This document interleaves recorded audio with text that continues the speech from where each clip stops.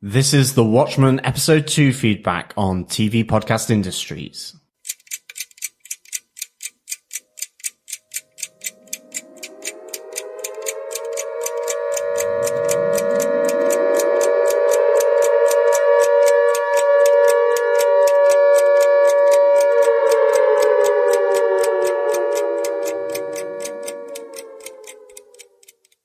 Welcome back, fellow watchers, to the second bulletin of our Atomic Watchers. Yes, our feedback episode on episode 2 of Watchmen Martial Feats of Comanche Horsemanship. I still have to try and check myself there because I still want to say marital feats of Comanche horsemanship.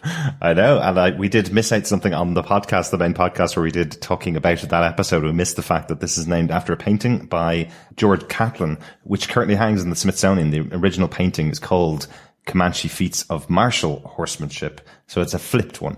Just kind of indicating that this is also a flipped universe within Watchmen, I think. Interestingly, it was donated by a person called Mrs. J. Harrison. Yes, that was my female days. Yes, I spent large and fast on pieces of artwork. In the 1800s, yes. In the 1800s, yes. I've aged very well, fellow watchers. Well, you've gone from a woman to a man, apparently, over those 150 years. Exactly. Which is very impressive. I like it. But more just that my skin complexion is good.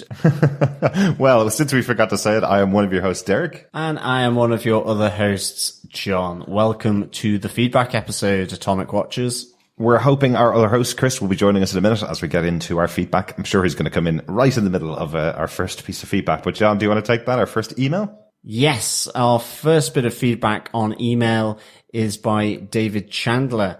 David wrote, "Hey, I'm glad I found your podcast just before the season started. I think this is a perfect show to get a non-American perspectives on, as I think many Americans may be a tad too close to the subject matter and their own political identity may also cloud their judgment.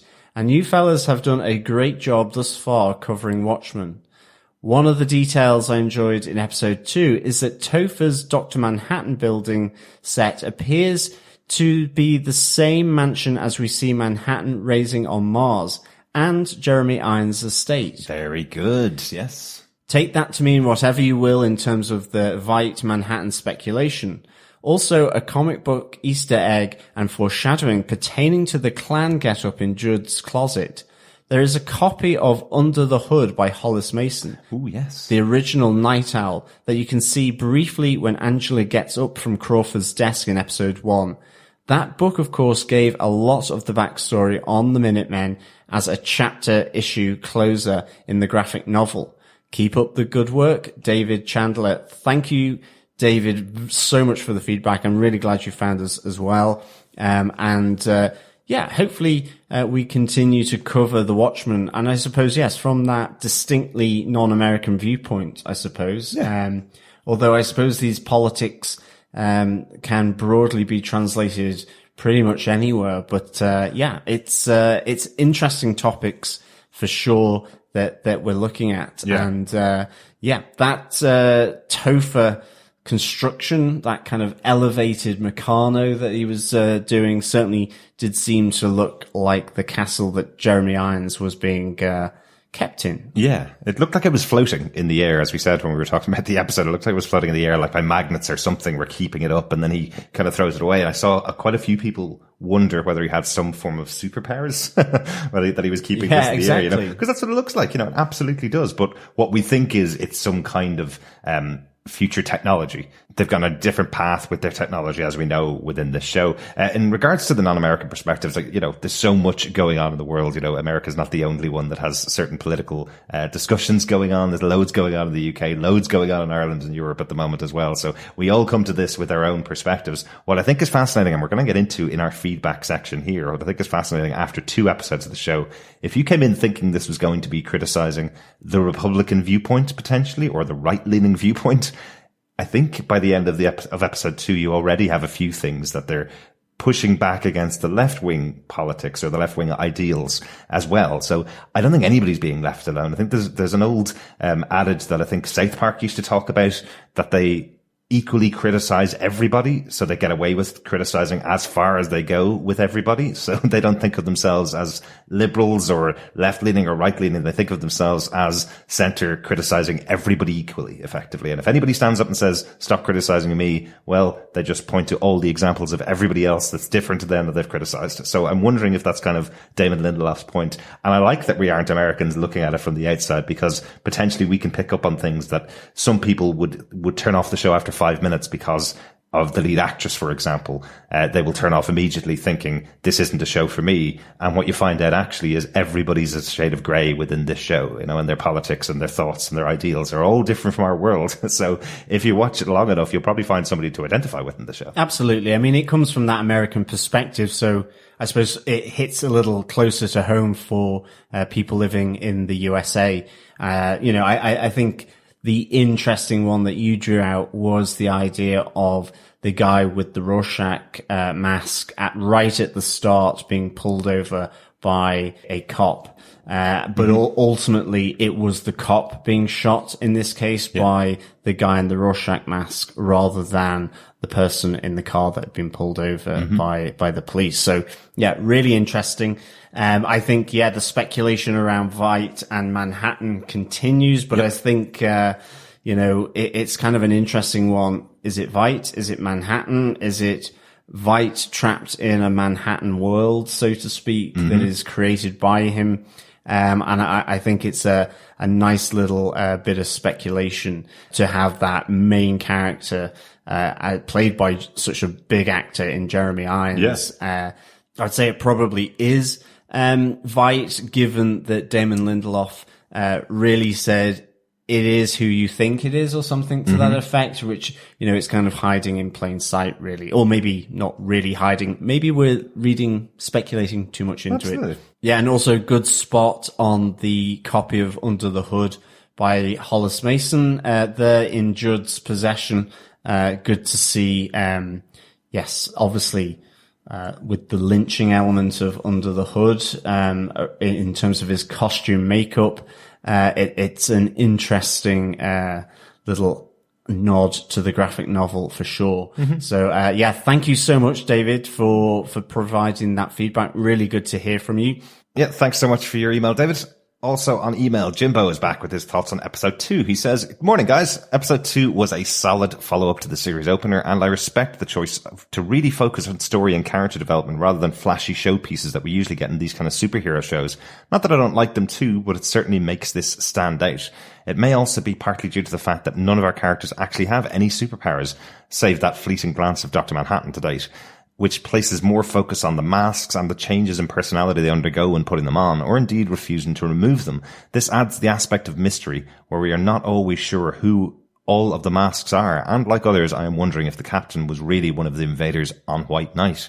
Similarly, it is great to have the story of Hooded Justice, and I can't think of any other series where we can still have surprises and unanswered questions more than 30 years after publication of the original story.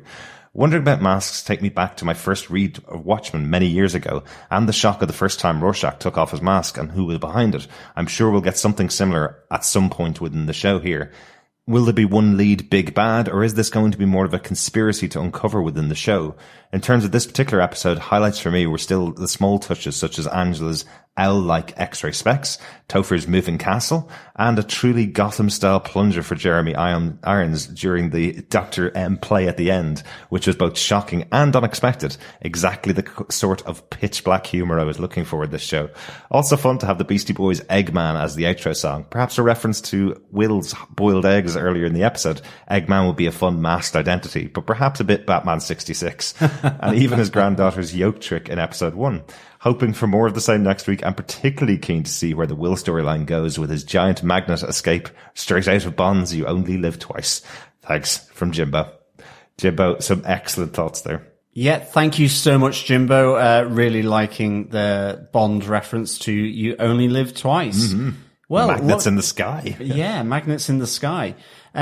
Speaking of people being plucked out of the sky and landing safely in TV podcast industry's feedback booth, Chris, welcome. You have joined us. I have. Unfortunately, my Archie ran out of gas on the way home from work, so I ended up having to hitchhike And there was only like a Comanche and his horse, so it took a while longer. Excellent. I just thought you were blown away by the amount of news that's come out over the last couple of days about HBO Max and all the stuff that's going on with Pennyworth getting a second season, which we covered on TV Podcast Industries. We've got a show again next year. Loads of amazing news came out over the last couple of days, but we're here for our feedback podcast, right? So, So, Chris, I know you missed the first bit of feedback, but we're on to Jimbo's feedback. You had a read of that? I did. Yes, thank you so much, Jimbo, for sending that in. Similar to you, I was really happy to see the story of Hooded Justice. I know we didn't dive too deep into it in our discussion, but yeah, no, I'm really liking that too. Where you were asking is, will there be one lead big bad, or is it going to be more a conspiracy to uncover?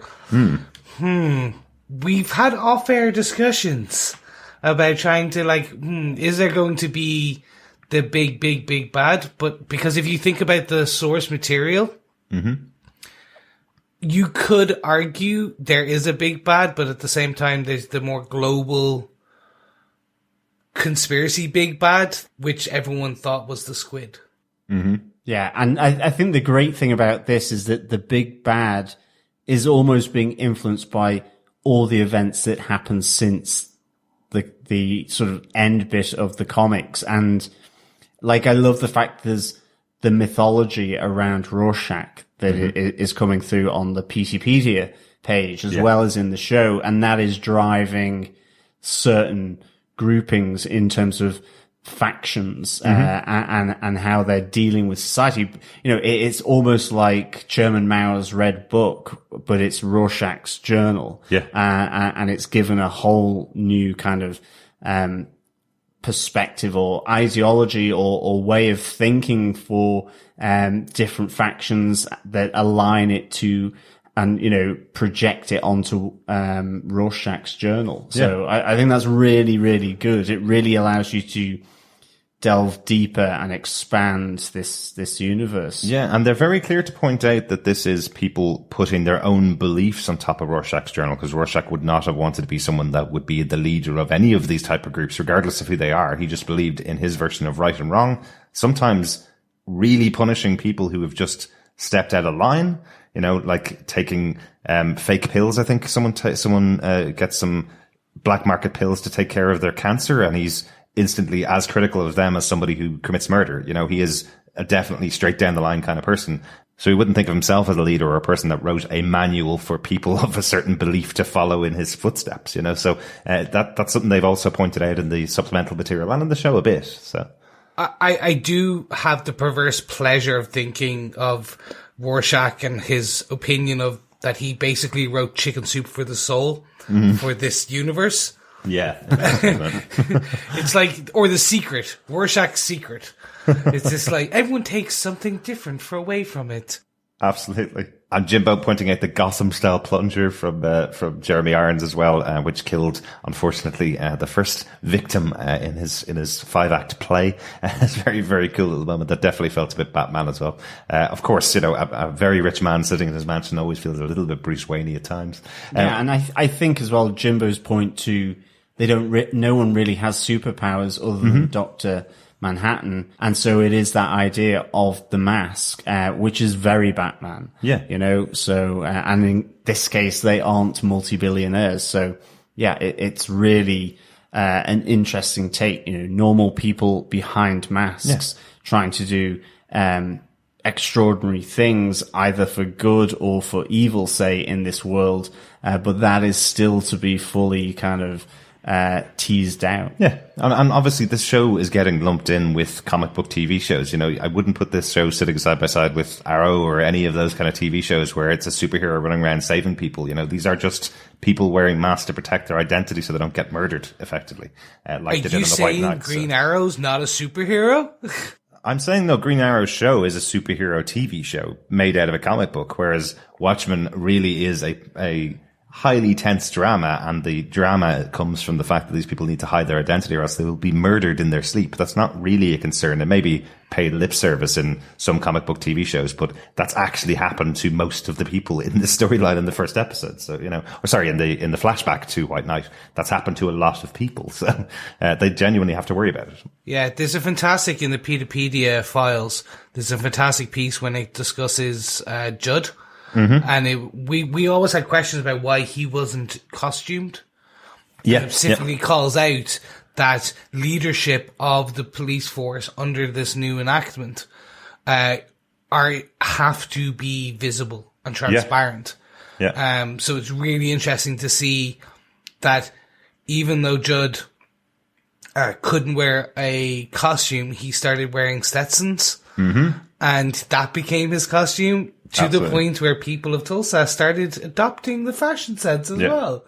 I was like, nice touches. Absolutely. And you even notice it when he was going out on his calls and when he had to go out and call into people's houses in the first episode, you see him dressing up in his uniform like he is dressing up and like he is tooling up like Batman, going out in his full top to toe outfit. Definitely, he doesn't come home from a meal and go straight out. He comes home, changes into his full outfit and goes out in town just like a crime fighter would. Excellent points, but we will be talking more about Pedopedia later on. Thanks so much, Jimbo, for your email. Yeah, thanks again, Jimbo. And of course, anyone who wants to send in feedback via email, just send it to feedback@tvpodcastindustries.com. Absolutely. Next up, we have a voicemail from Steve Brown on episode 2. Hi guys, this is Steve, and this is for Marshall Feats of Comanche Horsemanship. Man, these titles are long. Well done, Steve. I hope I get this in. I can't remember if the deadline was Monday or Tuesday. I think it's Tuesday, so hopefully we'll see. If not, oh well, it'll be in next week, I guess. Really, really liked this episode. I liked the kind of change of pace almost that we saw happen here. And went from this very frenetic first episode and kind of slowed things down. We had a lot more dialogue and some revelations that I think are going to turn out to be interesting, and see where they take the rest of the series or this season.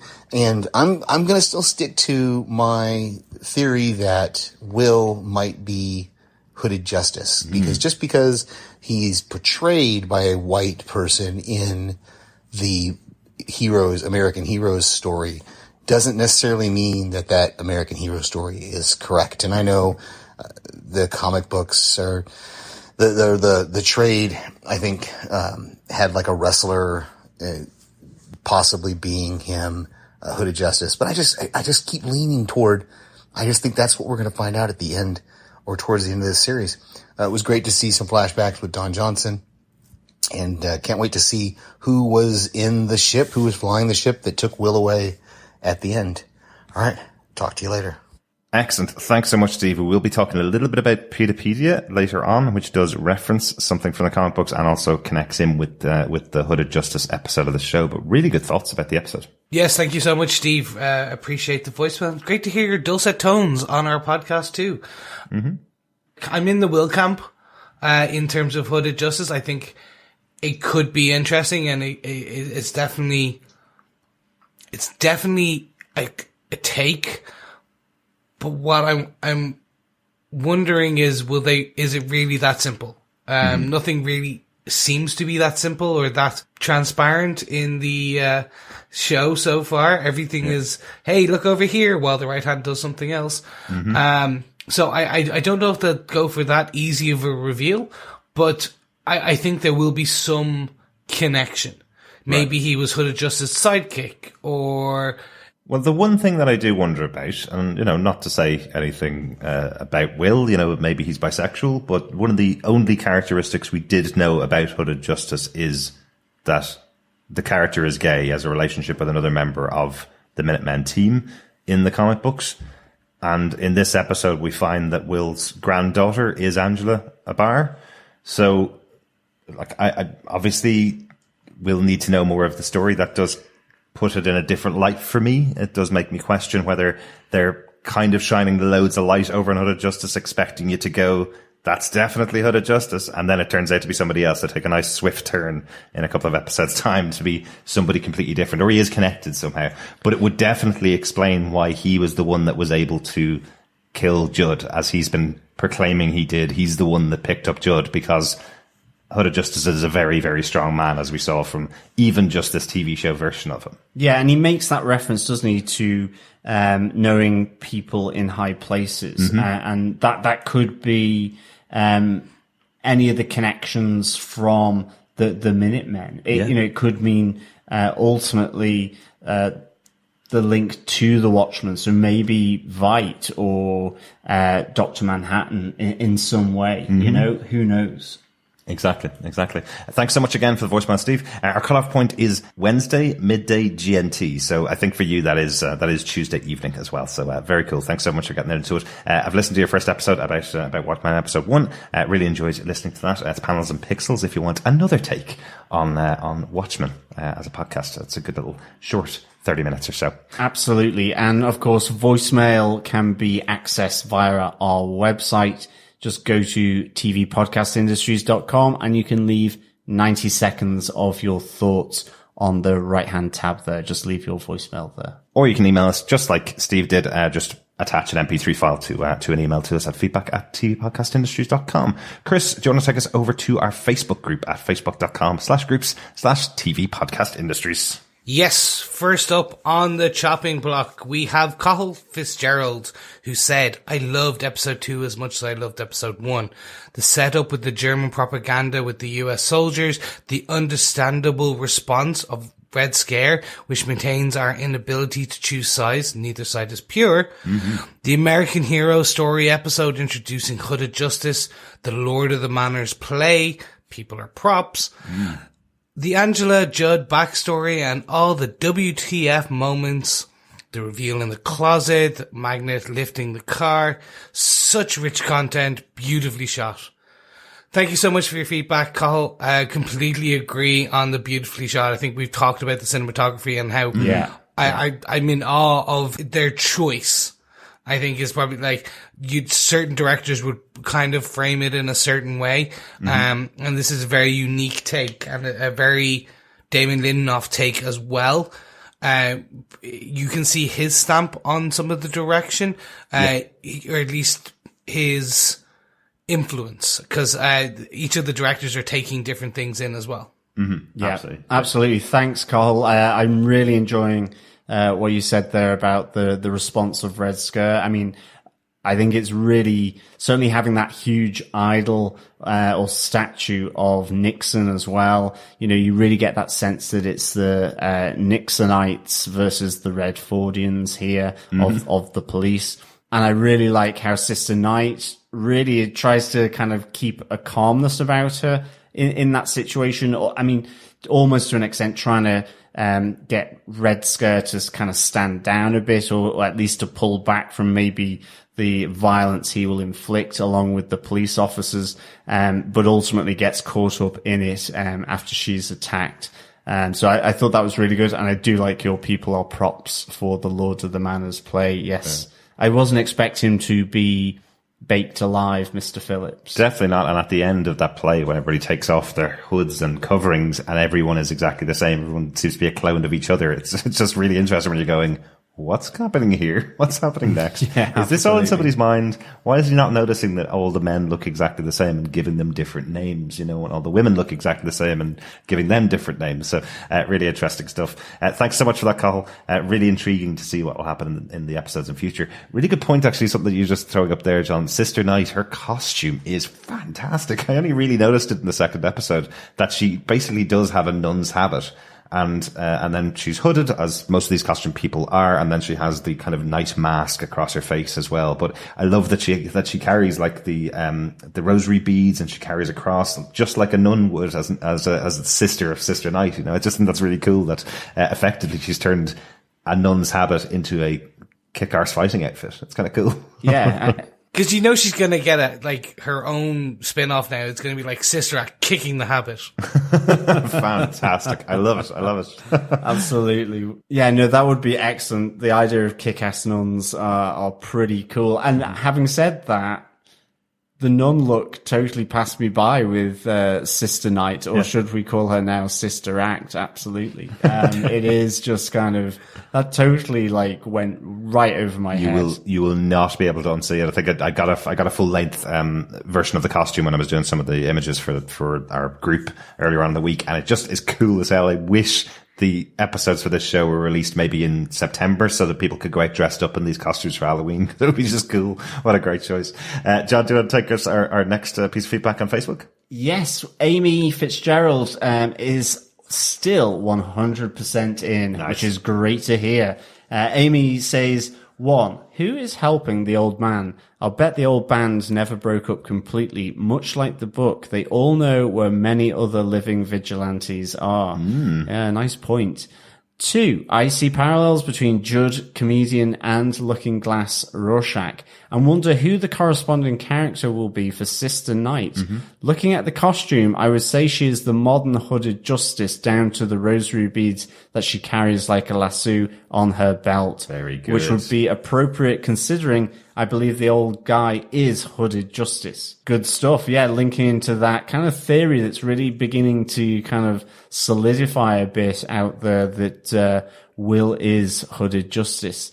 Amy continues, 3. The boy playing with the magnetic Legos, he was building a castle and then destroyed it. It was the same as the one on Mars. And 4, Blue Man parts. What would Watchmen be without it?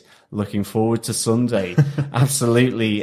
Blue Man bit parts are certainly a large feature of the Watchmen series. And where would we be without them? Watch. That's literally what it would be. It wouldn't be Watchmen. It would just be Watch.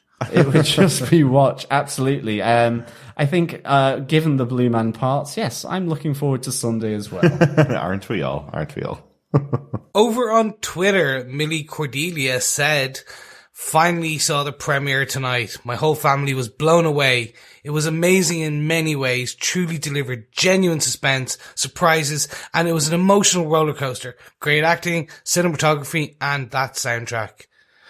Thank you, Millie. And yes, that soundtrack, we've discussed it now in every episode. Trent Reznor and Atticus really, they're doing their job and they're doing it well. They're doing their dark, brooding soundtrack for sure. Yeah, thank you so much, Millie. Absolutely. And just to say, in case I forgot to mention it on the episodes, Trent Reznor and Atticus Ross have already announced the release of the albums. And I say albums, for this 9-episode show, they're releasing 3 LPs coming out over the next couple of months, effectively. And they're going to release each one separately because the title tracks for some of them has spoilers for the episodes. They're not even releasing the names of the tracks, but 3 full LPs are coming out of music from this show. And you can tell why, because everybody has their own theme and every moment is underscored so well by the soundtrack. Loving it. Yeah, good stuff. And also a big thank you to Amy as well. I hope you are still 100% in after episode 3 Absolutely, as well. Yeah. Sorry, Amy, we skipped straight onto Twitter without saying thank you for your thoughts. Great to have everybody come on to our Facebook group as well. Pop onto the Facebook group. Every Sunday I put up a spoiler post for the episode that will be going out. Once you've watched the episode, come back into that spoiler post and leave your thoughts and we'll talk about them on the next feedback episode. Yes, sorry, Amy, I jumped ahead. As I'm so excited to talk about this, every time I'm like, I want to talk about this part because that person talked similar. Exactly. Sorry. So I apologize in advance for any future skips that may happen. That's all right, Chris. Don't even worry about it. Let's get on to our regular segment now. Following each episode over on hbo.com/PTpedia, the production department of the show, we think, are putting up extra documents that kind of refer to the episode that you've just seen and some information about what's going on in the world, I suppose. This week, 3 new documents became available on the website, hbo.com/PTpedia. There was a newspaper clipping about the Tulsa police chief feared slaying. There was a memo about vigilantes and pop culture written by Agent Dale Peaty of the FBI. And there was some legal court documents about the road to reparations, the Redfordations, as they're derogatorily known in this show. So that's the road to reparations. Just some interesting things that we kind of pulled out from each of these articles. John, do you want to take the first one? The Tulsa police chief feared slaying, obviously about Judd Crawford's attack and murder. They kind of reference the fact that they're not sure that it's happened, that they're still investigating it, and the police won't say anything about whether Judd has has died or not. Yeah, I mean, it really does kind of look like Tulsa police have kind of closed down everything. We see them sort of tackling the kind of dragonfly type news reporters with their dragonfly wings on their back. So certainly they've probably been banged up in a cell to stop anything from coming out. But some really good stuff here. I mean, I think first off is that the newspaper really does confirm that they are genuine police here. I think we were discussing the possibility as to whether they were actually police or whether it was almost like a voluntary vigilante gang with Sister Knight, Red Scare, Looking Glass, and all that kind of at the head of those. But we really do get here that, this is genuine police, and we see it with Senator Keene as well. Yeah, I'm just disgusted you forgot about Pirate Jane and Panda, John. The other two names that we know, Pirate Jane and Panda. Yes, exactly. We also learn in this newspaper clipping that Judd Crawford was one of 3 survivors of the White Knight. So we know that Angela Abar is another one from this episode. But ultimately, who is the third here? My bet is kind of on Looking Glass because, I don't know, he looks kind of grizzled and world weary, for sure, but, his chin does anyway. Yeah, but it's kind of, interesting here that maybe there were only 3 survivors of the Tulsa police force after the White Knight, or at least on the detective side. Yeah, now there is an obvious answer to it, which is Angela's husband, but we think they're actually trying to say somebody else survived that they haven't mentioned yet from this article. So it would seem odd that Angela and her husband and Judd survived, and they didn't mention Jane Crawford, for example, his wife. So it's probably another member of the police force that survives, whether it's Panda potentially, whether it's Pirate Jane, whether it's Looking Glass, whether it's him. But you're right, there is definitely something about him, that moment where Angela's telling him that he's being very harsh with her, and he's saying, well, I've got tears underneath this mask, that's why I'm not taking it off. He seems massively affected by things that have gone on in the world, so potentially he is the other survivor. No, exactly. And it links to the feedback we've just received, saying maybe Judd Crawford could have been one of the people involved in the act of the White Knight. Maybe. Who knows? I like that idea. Certainly given the events in episode 2 deep within his closet, then maybe he's a little less clean cut than we thought. Yep. Is he friend or foe, or is that just to throw us off the scent? Maybe it's his wife. You never know.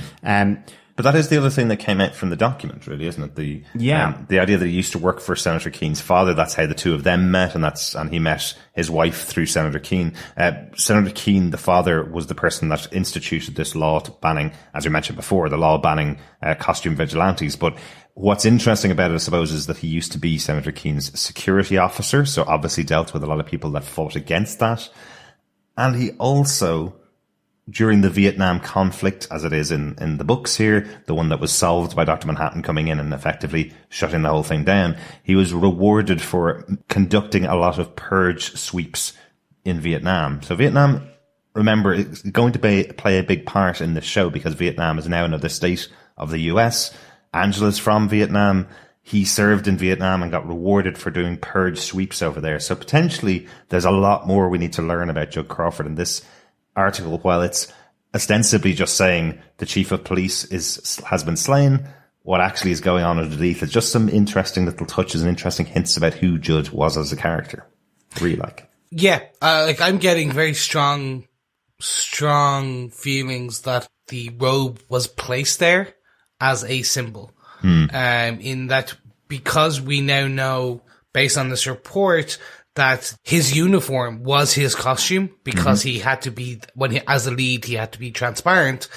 I get the feeling that actually probably we'll see a flashback or something where that's where he kept it. He kept it it was his costume. It was his hidden thing.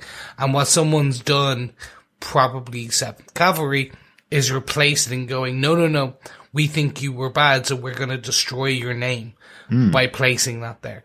Especially now that we learned that he was involved and his father was involved in the Keene Acts and things like that. Yeah, interesting, isn't it? The next one was a memo about the vigilantes in pop culture written by Agent Dale Petey. The reason he's writing this, and I just really like the idea, he's writing it because of the upcoming season 2 of American Hero Story.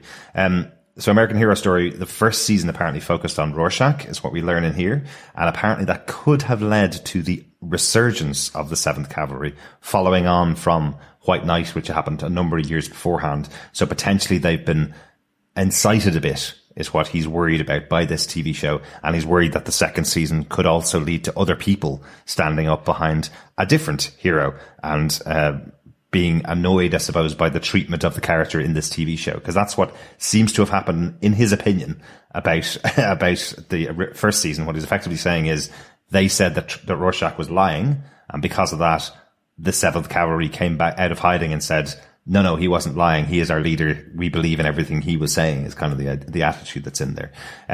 They talk about this, and I was mentioning it earlier on, they talk about in the article, or the memo that Petey's writing, they mentioned that Hooded Justice's identity was never known.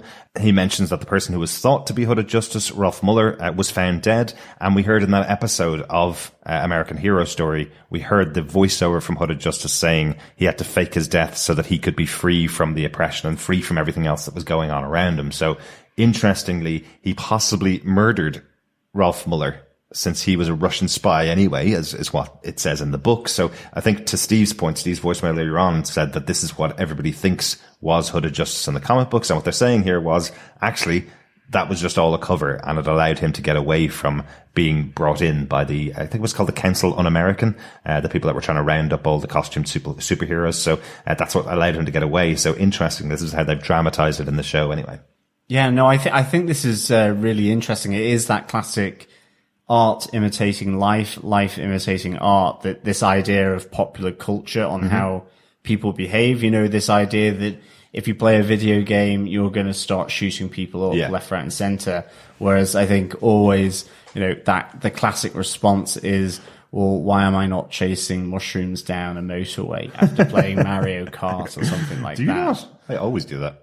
Well, exactly, or whatever. So I think it's a really interesting play on that whole, the influence of pop culture and how it can be dangerous as well. I think the other great thing here is that, in this memo, Agent Petey says that he's worried about the second season as well, focusing on the comedian. And just that, this could lead to supporters of the comedian becoming angry. It is almost like each member of the Watchmen has got its own faction, whether it's Rorschach, maybe there's a faction around the comedian, and so on. This idea that they were such a dysfunctional group that has become a dysfunctional society with members of the Minutemen are being idolized as figureheads for these different factions. So that's a really nice point, I think, that comes out of this memo. Yeah, and talk about art imitating life. The amount of comments I've seen on Twitter after the first episode with people going, oh my God, Rorschach would never like people to follow him like this. Rorschach was the hero of that book. And I'm going, what book did you read? Rorschach was an a-hole, like an absolute a-hole who believed his way was right and killed people who got in his way, including police officers who were capturing him. So look, I just find it fascinating. I love that people have this read of what's going on. I've already dealt with quite a few people on Twitter over the course of the week. If you go on to Rotten Tomatoes and just have a look at the reviews from people who clearly haven't watched the show, it's fascinating to see how it's been taken already. And it's so interesting because they are making statements about how the left could also go wrong. In this document, what we hear is just after White Knight, they went around to everybody in Tulsa, and they found over 7,000 copies of an album that was based on the book of Rorschach and took them away. These people are the people that were considered as followers of Rorschach. So you're wondering whether this is a left-wing censorship state run by Redford, effectively, because in the same way that you have right-wing people going, we don't like that, so nobody should do it. In this universe, you also now have Redford and his left-wing state going, well, nobody of any right mind should listen or read that, so we'll take it away from them, we'll confiscate them, and we'll put them into these certain zones that they should all live in together. So potentially you also have people being tarred with a similar brush as being Rorschach followers who may not have been, who may have been radicalized by this left-wing government, you know, which I find a really interesting take on things, because if you're a left-wing person, you believe, well, that's the way everybody should believe. If you're a right-wing person, you believe that's the way everybody should believe. And what it's saying here is not everybody's going to believe the same thing, and not everybody's right, and everybody can do the wrong thing sometimes in the pursuit of right. So really interesting ideas coming out of just this document and the show so far. 100%. Like, Alan Moore, the creator of Watchmen, has on record and in interviews had this amazing discussion about how he built Rorschach to be the bad Batman. Mm-hmm. Like he was like, I built him as a despicable human who didn't wash, didn't shave, smelled. And he was like, I've had people come up to me and hug me and say, I am Rorschach. Yeah. He is me. And Alan Moore is like in his head internally gone, okay, you need to step back because I can smell you. And why? So it's this amazing thing. It's also like with Game of Thrones, everyone naming their child Daenerys. Yeah. And you're like, oof. Wait until the thing is over. You can't, because once you, as a creator, once you put something out into the world, it is the audience who then interpret it. So it's the same with the Rorschach Diaries. Yeah, absolutely. And that's what makes it so interesting. Yeah. Yeah. Absolutely. And I love from this memo the idea that potentially this TV show, with the 9 million warnings that go on before it in the TV, could possibly anger fans of the comedian who might be pissed off that you've said what he did was wrong. So you might start another faction. You know, I really love this kind of warning that comes from the memo.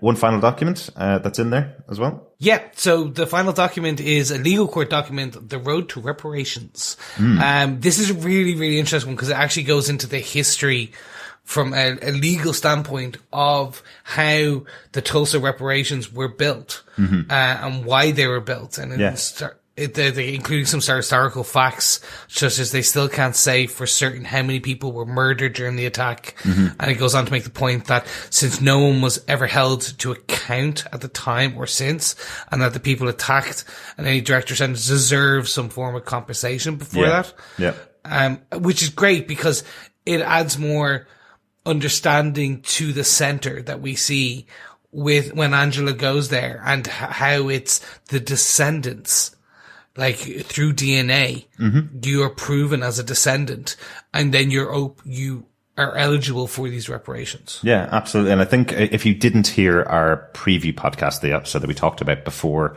Watchmen came out, the idea of the show, the central concept of this attack in Tulsa, which was a real life incident, obviously, the idea of it coming to the screen in the way that it has for Damon Lindelof came from an article written by Ta-Nehisi Coates, in a magazine back in 2014, I think it was, which was called The Case for Reparations. The idea that these people lived through this, so many people died, and their entire history as a community was forever changed because they were destroyed by this massacre that happened in Tulsa.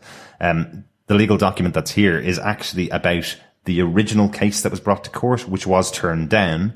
And this is the case being brought back to court under the Redford government in this TV show, which is saying the idea of turning this down just because a long time has passed is ridiculous, because just because a long time has passed doesn't mean you can't hold the country to account for what it did at the time. And one of the most interesting things that's in there is talking about the things that may have stoked what happened effectively in Tulsa, some of the external factors and social factors and perceived and real provocations for the activism that happened. And I talk specifically about The Birth of a Nation, the film that came out in 1915, which was a massive piece of supremacist propaganda. The line that they have in the article here is, it romanticized the Ku Klux Klan as masked vigilante heroes.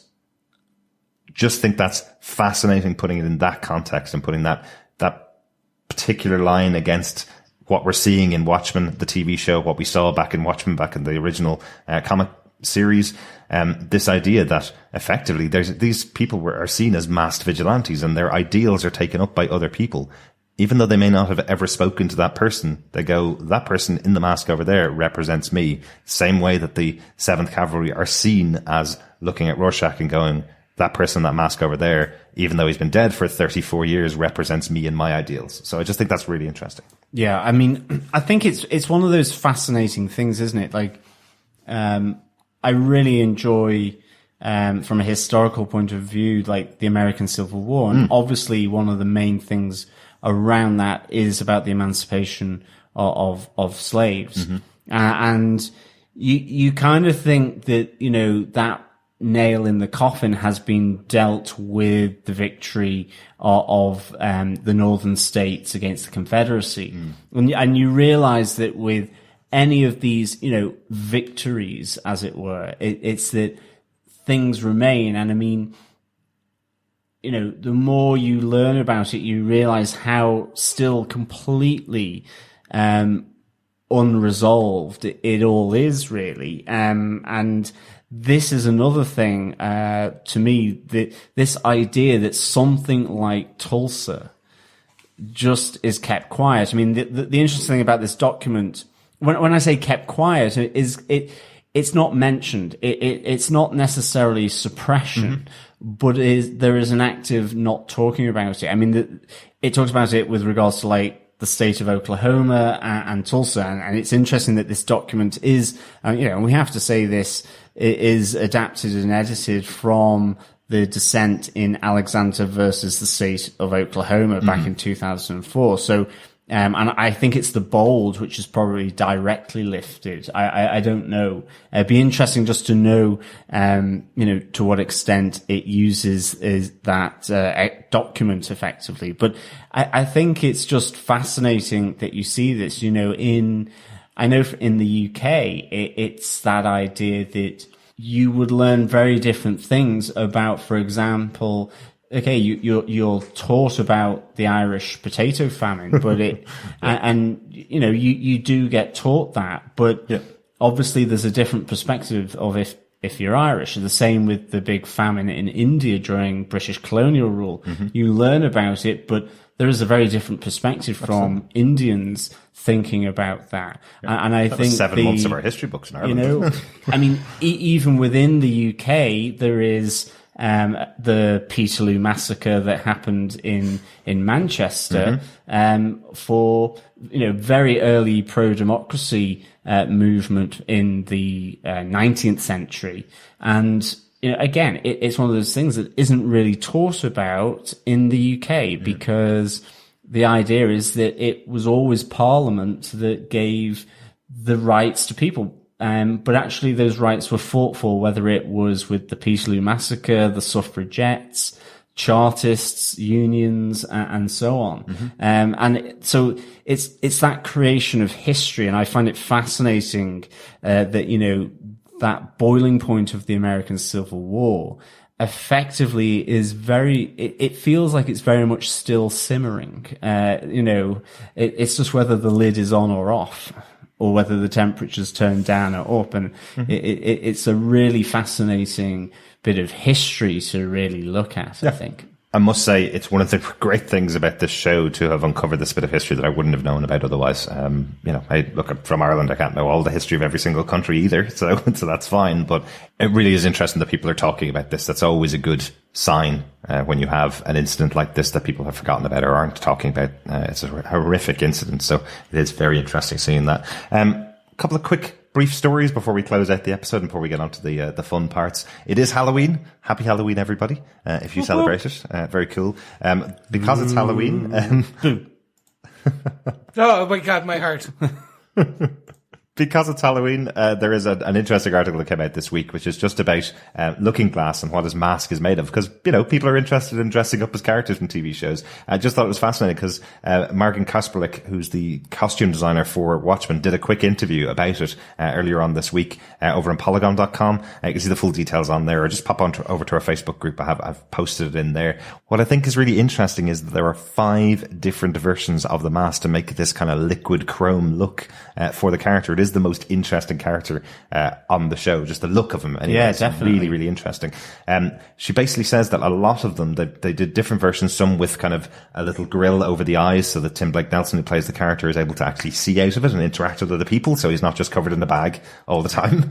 And some of it is obviously blue screen and green screen, depending on the situation. So they've CGI'd in the chrome look as well on top of it to kind of give that cool look that he has. Yeah. Didn't you see it a lot in the 80s when spandex was really in? And then they kind of went for this, cause it has that kind of tint to it as well, where you do get refraction of the different colors as well. Yeah, I know what you mean. That's kind of like sequence, like a mirror sequence kind of look. Yeah. But I mean, you must get massively sweaty when it's hot. Yeah, absolutely. Spandex mask. Yeah. And she does basically say there is a version of it like gold lame, which is silver lame, that you could use for a very short period of time, maybe while you don't cover your nose with it. that is a way to get around it. But yeah, one of the coolest looks. I just thought, in the spirit of dressing up for Halloween, it's a good, interesting story to have there. Yeah. Yes, but please be careful. Oh, actually, no, more importantly, please, if you dress up as one of the Watchmen characters from the show or the comic book, don't forget to share it with the rest of the watchers. We want to see photos. Absolutely. Yeah, definitely. Unless you're dressing as Dr. Manhattan in all his glory. We don't want to see that because that will break community guidelines. So just not that one. Thank you. Or Mr. Phillips. Community guidelines. Yes, this is a gated community. No smut here. No, we'll probably just have our group closed down by Facebook if we do that. Yes. Note to self, John, must get blue paint. Love it. Although I'd probably need a prosthetic.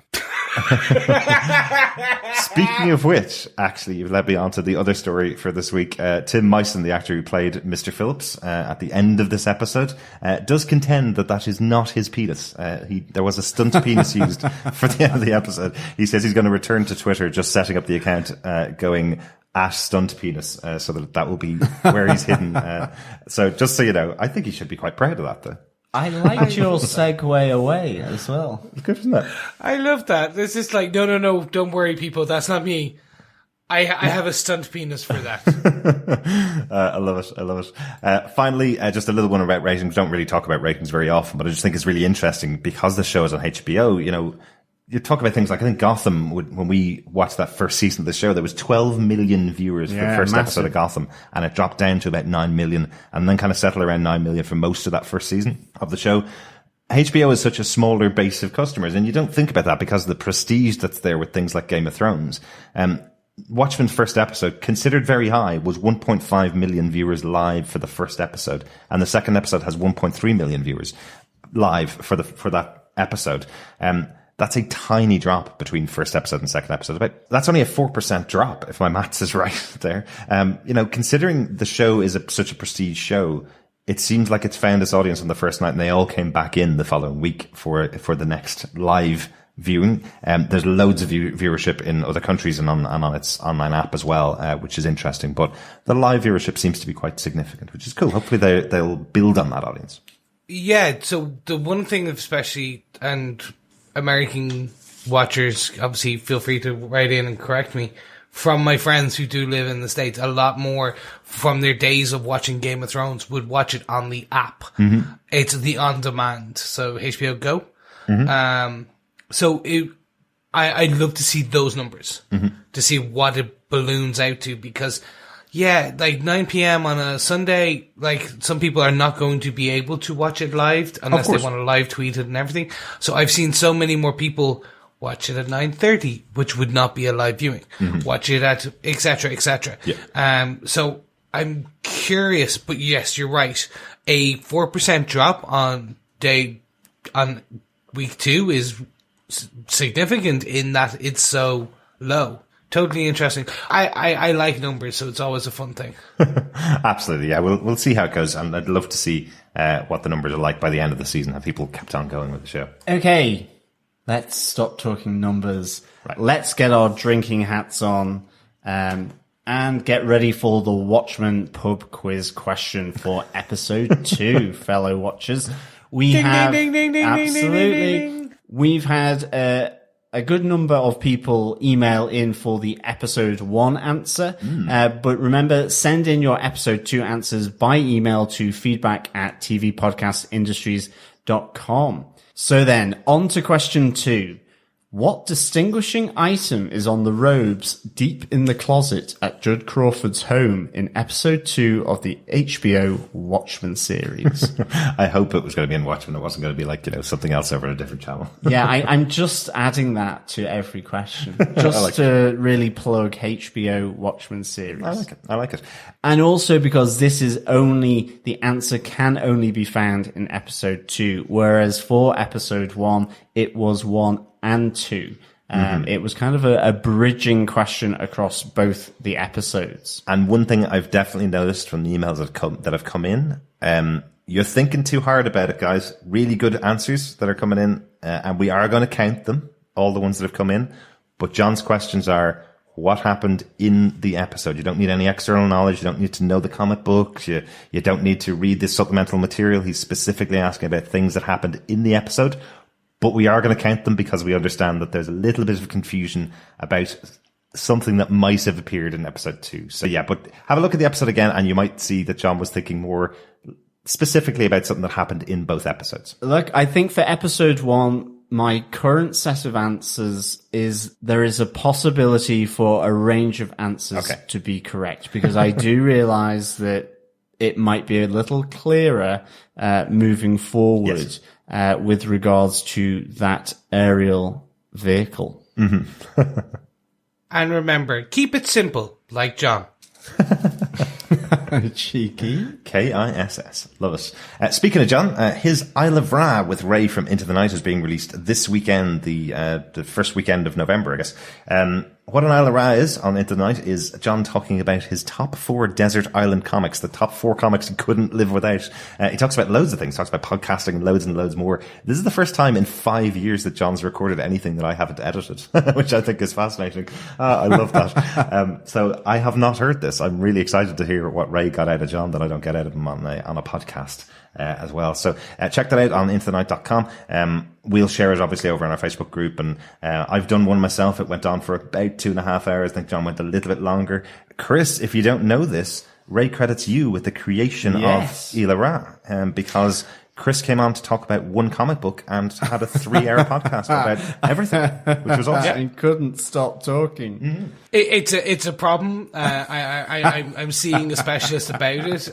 Luckily, Derek is helping me through my talkativeness.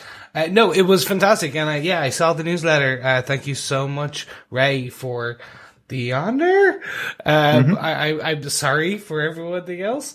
And I do really enjoy it, but there's definitely an old wink, wink, nudge, nudge that he wants me to come back. So I think I will have to come back for my Isle of Ra and ensure that I keep my my title, my belt as the longest podcaster.